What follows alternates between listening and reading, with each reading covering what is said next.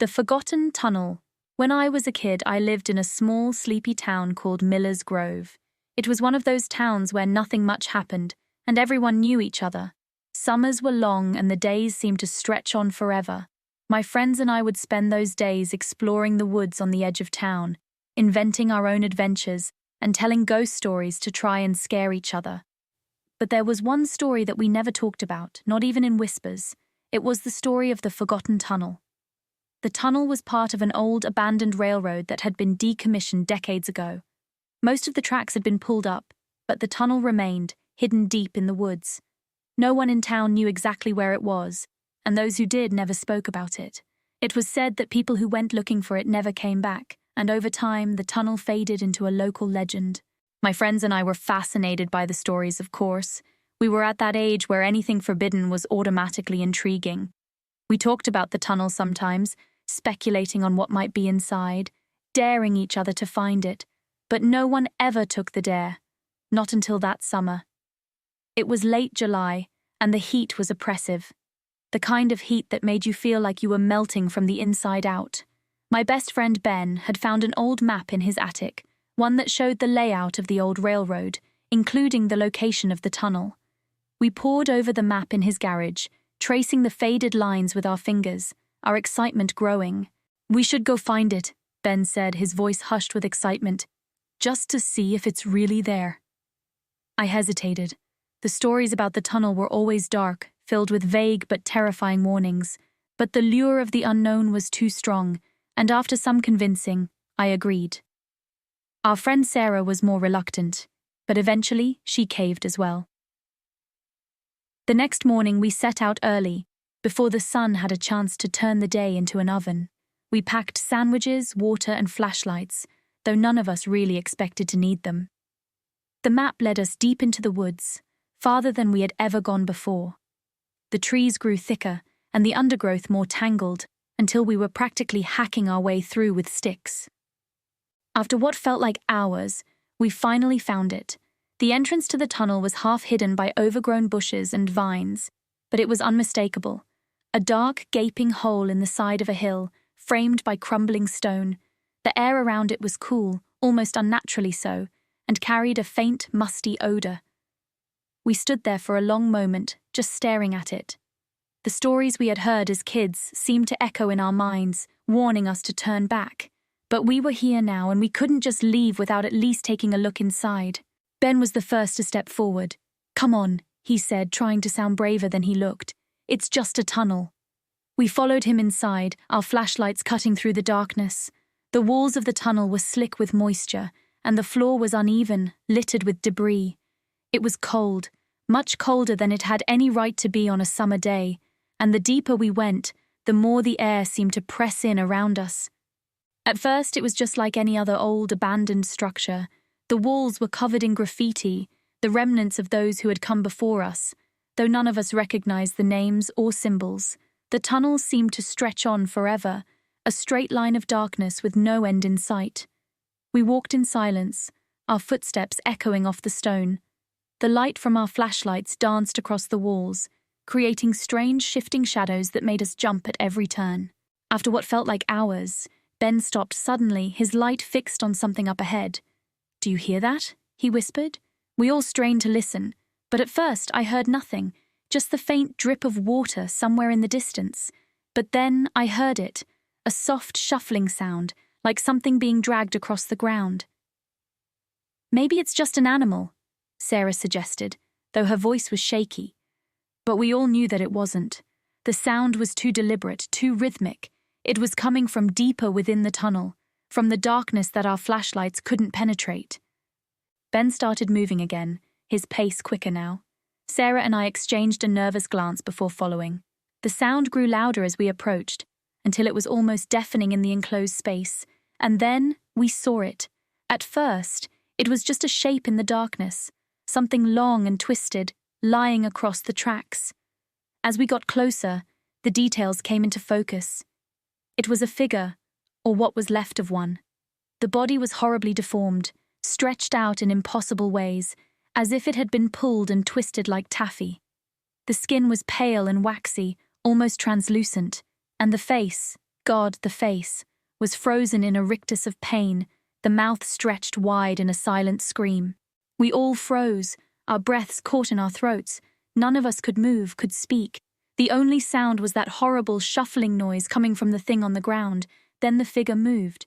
It wasn't much, just a slight twitch of the fingers, a tremor in the limbs, but it was enough to break the spell. Ben screamed, dropping his flashlight, and bolted back the way we had come. Sarah and I were right behind him, our feet pounding the uneven ground, slipping and stumbling in our haste to escape. The tunnel seemed to stretch on forever, the entrance always just out of reach. I could hear Sarah crying behind me, her breaths coming in ragged gasps. Ben was ahead, but I could barely see him in the darkness. And then the ground gave way beneath me. I fell hard, my flashlight skittering out of my hand and spinning wildly across the floor. Pain shot through my leg as I landed awkwardly, but I didn't have time to think about it. I scrambled to my feet, looking around frantically for the others, but they were gone. The tunnel was silent now, except for the sound of my own labored breathing. I called out for Ben, for Sarah, but there was no answer. My flashlight had come to rest a few feet away, its beam pointing back the way we had come. I didn't want to look. I knew I shouldn't, but something compelled me to turn around, to face whatever was in the tunnel with me. The figure was standing now, its body still twisted and wrong but upright. It was facing me, its hollow eyes fixed on mine. And then, slowly, it began to move toward me, that awful shuffling sound echoing off the walls. I don't remember much of what happened next. I know I ran, despite the pain in my leg, despite the terror that threatened to overwhelm me. I ran until I saw the faint light of the tunnel entrance, until I burst out into the bright, blinding sunlight. I didn't stop running until I reached the edge of the woods, where the trees thinned out, and I could see the rooftops of the town. Only then did I collapse, gasping for breath, my heart hammering in my chest. Ben and Sarah were waiting for me at the edge of the woods, their faces pale and drawn. None of us spoke as we made our way back to town, our feet dragging in the dirt. We didn't need to. We all knew what we had seen. We never talked about the tunnel again. Not to each other, not to anyone. We didn't need to. The fear was always there, lurking just beneath the surface, a constant reminder of what we had found deep in those woods. As the years passed, we drifted apart. Ben moved away and Sarah and I lost touch after high school. I left Miller's Grove as soon as I could, desperate to put as much distance between myself and that place as possible. But sometimes, late at night, I still hear that sound, that awful shuffling sound, like something being dragged across the ground. And I know that no matter how far I run, how hard I try to forget, the tunnel will always be there, waiting for me to come back, because some things once found can never be forgotten. The first night was uneventful, as these stories often go. I unpacked, set up my bed, and crashed hard after a long day of moving. Max, usually a ball of energy, seemed more subdued than usual. He kept sniffing around the house, ears perked and tail low, but I chalked it up to the new environment. It was the second night when things began to feel off. I was lying in bed, half asleep, when I heard a faint scratching noise. It was soft at first, almost like the wind brushing against the house, but as I lay there, the sound grew more distinct, rhythmic, and deliberate. It seemed to be coming from the wall behind my bed. I sat up, heart pounding, and flicked on the lamp. Max was already awake, standing at the foot of the bed with his ears pointed straight up. His eyes were fixed on the wall, and he let out a low growl. I got up and pressed my ear to the wall, trying to pinpoint the sound, but it had stopped. All I could hear was the sound of my own breathing. The next day, I checked the wall for any signs of damage or pests, but everything seemed normal. I convinced myself it was nothing, probably just the house settling as old houses do. But that night, the scratching returned, louder this time, more insistent, and it wasn't just behind my bed now. I could hear it in the hallway, in the living room, even in the kitchen when I went downstairs to investigate. It was as if the walls themselves were alive with movement. I started to lose sleep, too afraid to close my eyes for fear of what I might hear or see when I opened them. During the day, I tried to distract myself, but I couldn't shake the feeling that I was being watched. I would catch glimpses of movement out of the corner of my eye, only to turn and find nothing there. I stopped inviting people over, too embarrassed to explain why my dog refused to go near certain parts of the house, why he would sit and stare at the walls for hours, growling low in his throat. Then, one night, the scratching stopped. I thought it was over, that whatever it was had finally gone away. But that was when the whispers began.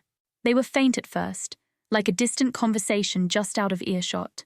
I couldn't make out any words, but there was something about the tone that sent chills down my spine. It was as if the walls were speaking to each other, conspiring against me. I started leaving the TV on at night to drown out the noise, but it didn't help. The whispers grew louder, more urgent, until they were the only thing I could hear. I called an exterminator, but they found no evidence of pests. I had a contractor come out to check for any structural issues, but everything was in order. No one could explain the sounds. The whispers. I tried to leave, to find another place to stay, but something kept pulling me back. It was as if the house had a hold on me, refusing to let me go. One night, as I lay in bed with the covers pulled up to my chin, I felt a cold breeze on my face. I opened my eyes and saw a dark figure standing at the foot of my bed. It was tall, with long, thin limbs and a face that was nothing more than a blank slate. No eyes, no mouth, just a smooth, featureless surface. It reached out to me with one long finger, and I felt an icy touch on my forehead. I wanted to scream, to run, but I was frozen in place, paralyzed by fear. The figure leaned in close, and I could feel its cold breath on my skin. It whispered something in my ear, a single word that sent a jolt of terror through my body. Stay. And then it was gone, leaving me alone in the dark, shaking and drenched in sweat. Max was nowhere to be found. I called out for him, my voice trembling, but there was no answer. I searched the house, every room, every corner, but he was gone. The next morning, I found him in the basement, cowering in a corner, his fur matted and his eyes wide with fear. He refused to come near me, snapping and growling when I tried to approach. I left him there, too afraid to stay any longer. I moved out the next day, leaving everything behind. I didn't care about the furniture, the clothes, or the memories. I just wanted to get as far away from that house as possible. But even now, as I sit in my new apartment, far away from Ashland Street, I can still hear the whispers, the scratching in the walls. And every night, just before I fall asleep, I can feel the cold touch on my forehead, hear that single word echoing in my mind. Stay. I know now that I can never truly leave. The house on Ashland Street will always be a part of me, and I a part of it. It's watching, waiting, and one day, I know I'll have to go back, because some houses aren't just homes, they're traps, and once they have you, they never let go.